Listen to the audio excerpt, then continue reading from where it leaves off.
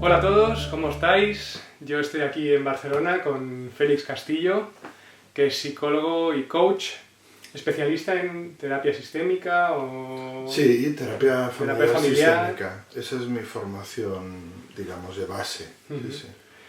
Y bueno, yo a Félix lo conozco ya hace tiempo, nos vemos a menudo, y hace unos días me impactó una frase que me dijo y que enseguida pensé, bueno, esto lo tenemos que compartir con más gente, con todo el mundo que nos vea. Y bueno, estábamos hablando de cambios de hábitos y demás, y él va tan tranquilo, tan pancho, y me suelta, el comportamiento no se puede cambiar. Yo me quedé pasmadísimo, como que el comportamiento, estamos todo el día hablando de si cambios de hábitos, tal, como siempre externalizando, ¿no? El comportamiento, la conducta, quiero cambiar eso, y va y Félix me dice que no se puede cambiar el comportamiento. ¿Qué quiere decir eso? Así es, para mí cuando descubrí esta premisa también fue una enorme sorpresa, pero enseguida sentí que era muy razonable.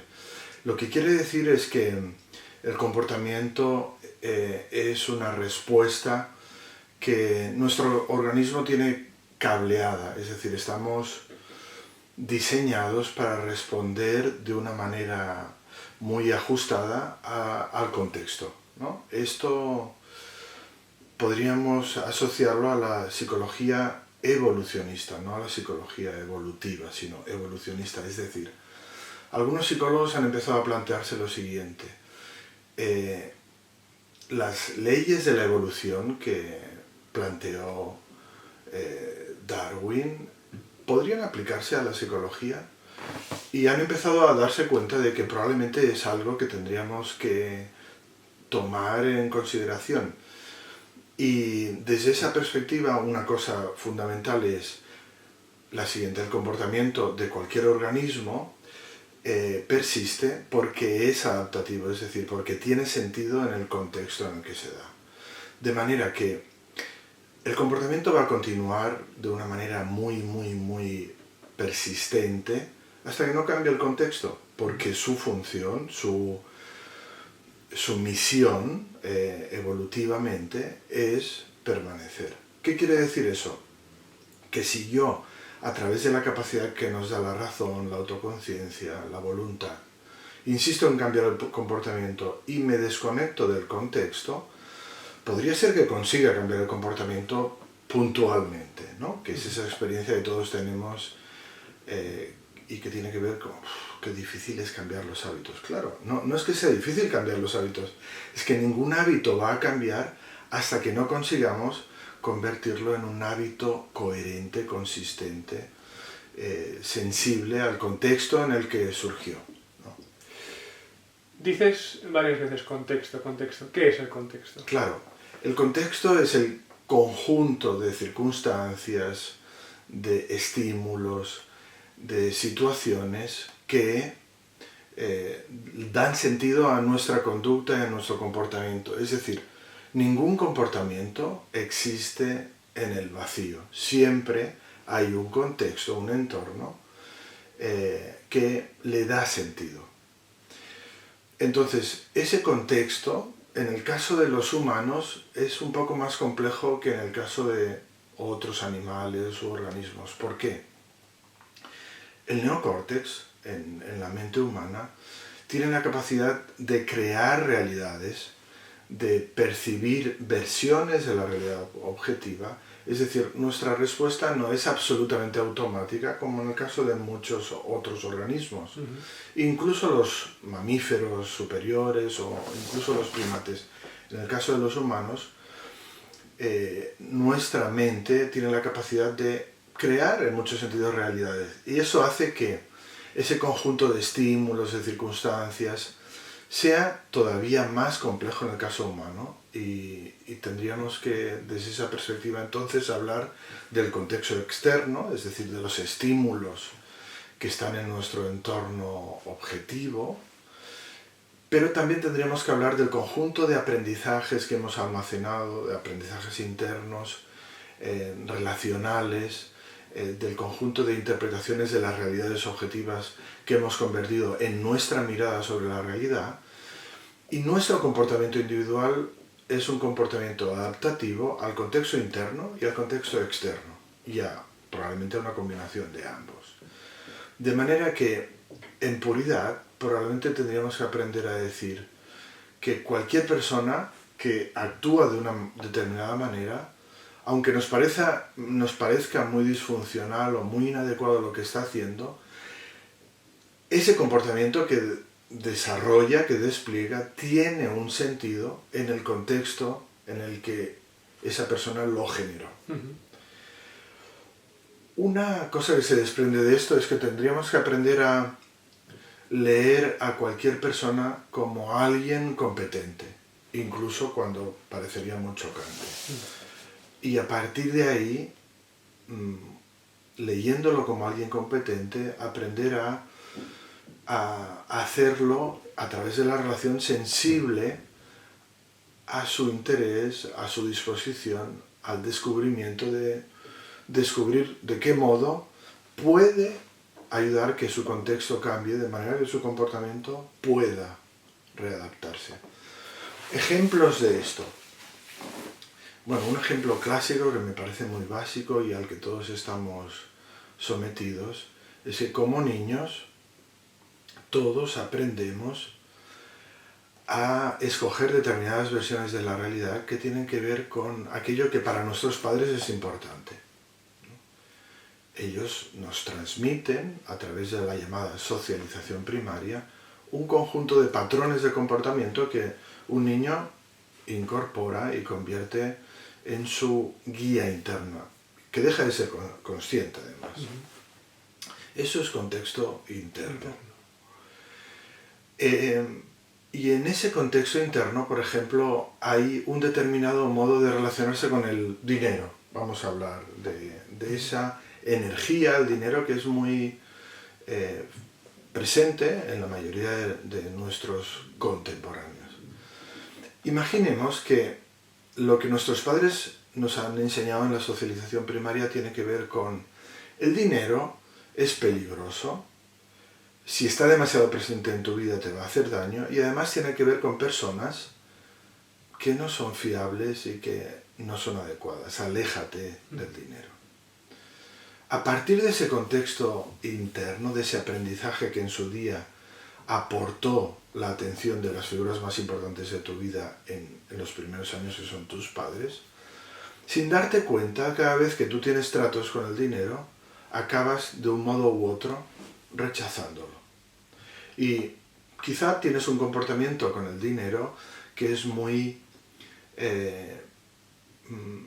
poco confiado, es un comportamiento que emite un mensaje de no me interesas, te necesito pero no me interesas, o un comportamiento descuidado, o un comportamiento que no valida el dinero como energía. La persona puede decidir, a partir de ahora voy a controlar todos mis gastos. Puede decidir, a partir de ahora me voy a hacer pagar bien. A partir de ahora voy a apostar por aumentar mis ingresos un 30%. Y lo hace y se pone y es persistente durante 2 meses, durante un mes. Y luego vuelve al comportamiento anterior. ¿Por qué? Porque el comportamiento anterior, que de algún modo era leal a sus mandatos parentales, lo ha traído hasta aquí. Es un comportamiento que evolutivamente tiene sentido, es adaptativo. Y todo el sistema de la persona lo lleva hacia ahí. No podemos cuestionar frontalmente, directamente el sistema durante demasiado tiempo. Un rato sí, unas semanas a lo mejor, ya es difícil. Pero no de una manera persistente. Porque el contexto sigue siendo... El contexto sigue, y en este caso es el contexto interno, que probablemente en los humanos es más importante que el contexto externo, al que el mundo de la psicología le ha dado demasiada importancia. Tenemos que empezar a aprender a mirar cuál es el contexto interno en el que yo estoy viviendo, porque ese contexto interno, mis emociones básicas, más o menos persistentes, son las que explican el comportamiento que despliego, ¿no? Y creo que es muy fundamental empezar a hacer un cambio, no radical, pero empezar a enfatizar más la mirada sobre qué pasa dentro, para entender qué es lo que pasa afuera. Es el autoconocimiento que tanto se está... Es el autoconocimiento, es la autoexperimentación, es la comprensión de que el mundo es una respuesta relacional a mis mensajes, y esos mensajes no están controlados por mi conciencia y mi voluntad. Tienen que ver con un itinerario, una deriva de todo mi sistema, que es un sistema competente si estoy vivo y que me lleva hacia adelante, aunque haya efectos secundarios. Por supuesto que los haya, en algunos casos graves y difíciles, pero por alguna razón el sistema siente que tiene que mantener ahí su deriva, ¿no? Su itinerario. Y eso, en mi opinión, solo va a cambiar si aprendemos a leer, a reconocer, a aceptar el contexto interno. También lo podríamos atribuir al contexto externo, eso. Y esto nos llevaría al concepto de, o a la premisa, o a la idea de la aceptación radical de la realidad. Pero bueno, esto ya es otro tema, aunque está muy relacionado con la idea esta de nuestro comportamiento es adaptativo a los contextos en los que vivimos. De manera que acepta lo que esté apareciendo en tu realidad hasta que entiendas más o menos qué pasa y encuentres el modo de fluir en esa realidad, no de esculpir la realidad como si fuera una cosa a través de la voluntad y la razón, porque esto, en mi opinión, ya es un poco antiguo epistemológicamente, psicológicamente, evolutivamente. De acuerdo. Muy bien, Félix, pues creo que nos ha quedado claro, como mínimo, que en este juego del cambio de hábitos, sobre todo en lo que se refiere a la gente, a la mayoría de la gente que nos ve, que está un poquito ya más concienciada a nivel de su estilo de vida, incluso la dieta, el ejercicio, o cómo se relacionan con otras personas, que también es muy importante, más que centrarse en el propio comportamiento, hay que ver eso, un poquito cuál es su contexto externo e interno. Y centrarse, primero conocerlo, comprenderlo, y entonces tal vez hacer cambios en ese sentido. Efectivamente, sí, comprenderlo, entenderlo y aceptarlo. Porque hay muchos mensajes en el coaching, en la psicología, muchos mensajes recientes que hablan de controlar las emociones, de controlar el comportamiento. A mí me parece que esa es una versión moderna de cosas muy antiguas. El contexto interno, las emociones no se pueden controlar, porque son una respuesta adaptativa a esos contextos de los que hablábamos. Creo que se pueden reconocer y se pueden aceptar, y es eso lo que les hace cambiar, ¿no? Lo que les permite... Pero les hace cambiar, no lo hacemos cambiar. Exacto, les hace cambiar como partes de todo el sistema, pero no las cambiamos desde aquí, ¿no? Y a golpe de voluntad. Las podemos sostener, las podemos controlar temporalmente, pero al final, ¡pum!, nos llevan allá donde supuestamente no queremos ir. En realidad nuestro sistema sí quiere ir, por razones que están inscritas en nuestra biografía y en nuestros aprendizajes inconscientes.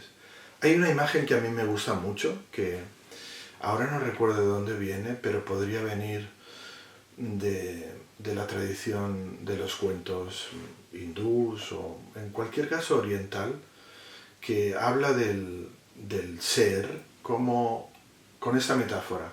Está compuesto de un caballo, que sería el cuerpo. No, el caballo serían las emociones, el carro, que sería el cuerpo. Sobre el carro hay un conductor, que sería el yo, pero en la parte de atrás del carro está el amo, el ser, ¿no?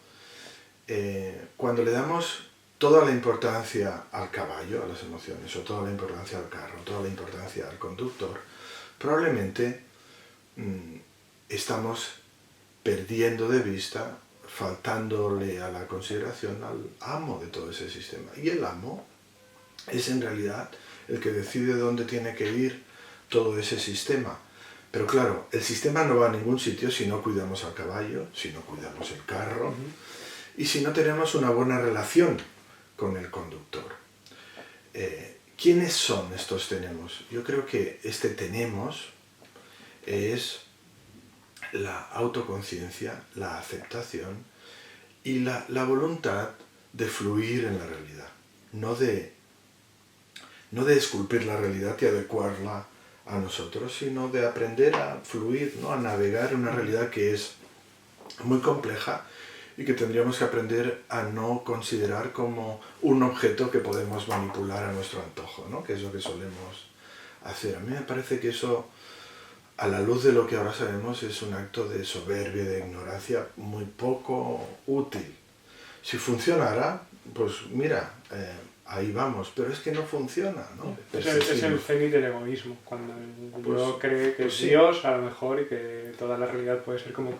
Efectivamente, y bueno, en eso está, en ese tipo de relación con la realidad está pues la falta de sensibilidad ecológica, nuestra capacidad de ningunear y desautorizar y criticar y juzgar a los otros, probablemente porque primero nos estamos juzgando a nosotros mismos, estamos diciendo esto lo has hecho mal, esto tienes que ser más persistente, todo ese tipo de mensajes que luego se proyectan en este gesto, ¿no?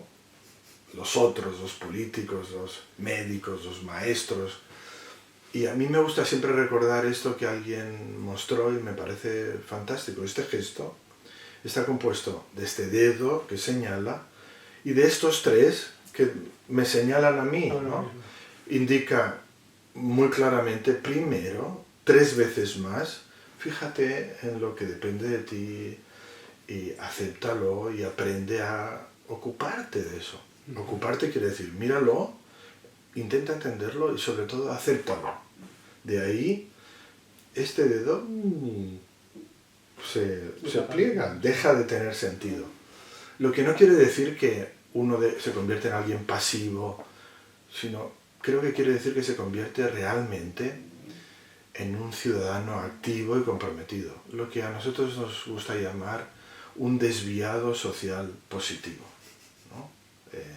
Que es el antídoto a los desviados sociales negativos, ¿no? Un desviado social positivo es alguien relevante a tener en cuenta, es alguien que está ahí por lo que vale, ¿no?